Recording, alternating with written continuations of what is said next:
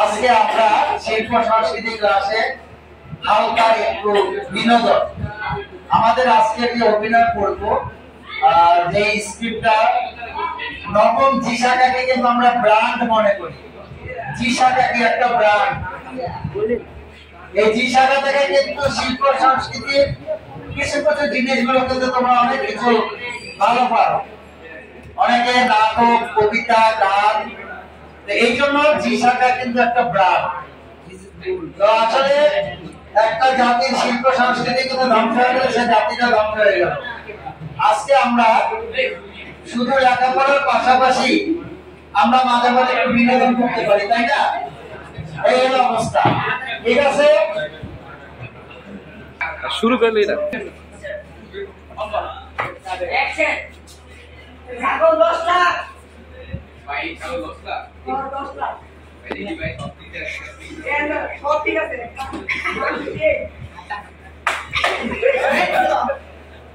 কমে গেছে 15 লাখ দিন। ভাই এটা কম হয়ে যাবে 14 লাখ। আচ্ছা দাঁড়াও বাবা, আমি তো একটা দোকান থেকে ছাগল পেয়েছি। ছাগলটা দেখে কিনেছিস? ছাগলটা দেখে কিনেছিস? বক্তাকে 2 লাখ দেব বলেছি। আরে টাকা তো কোনো বিষয় না, কিনে ফেল। আচ্ছা তাহলে ভাই আরে ভাই এই যা পাশে যা মেনা করিস না।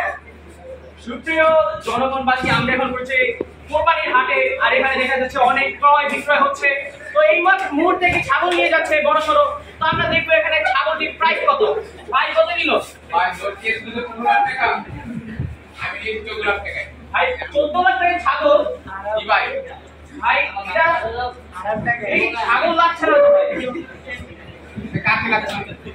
ভাই আপনাকে লাগছে ছাগল। তো ভাই আপনার বাবা কি ভাই করে? আপনার কথাটা তো আর ভালো লাগলো না আমার। আপনার বাবা কি করে ভাই? বাবা ভাই ক্যাডবেরি চেয়ারম্যান। তো আপনি তো মানে ভালোই আপনার বাবা টাকা পয়সা কামায় ভাই। কি ভাই এই জন্য তো 15 লাখ টাকা ছাগল কিনলাম। তার থেকে তো এই কোন জায়গা থেকে নিলেন ছাগলটা? গাছতলি থেকে। গাবতলী হাটের থেকে? ভালোই।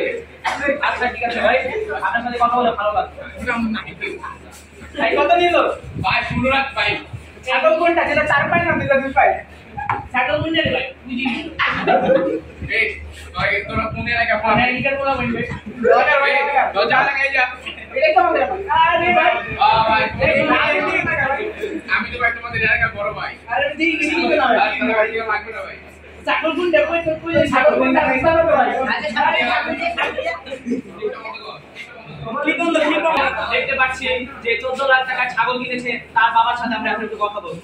দাঁড়ান ভাই, তো আপনি কি পেশায় নিয়োজিত আছেন? আপনার ছেলে যে 14 লাখ টাকা ছাগল কিনে পুরো দেশব্যাপী পুরো একদম আগুন লাগিয়ে দিয়েছে, এটার সম্পর্কে আপনি কি বলতে চান? আমার কাছে জমে না ছেলে তো আপনি কি ঘুষ খান ভাই? এত টাকা ইনকাম কিভাবে হয় আপনার? বুড়ি দেখো বুড়ি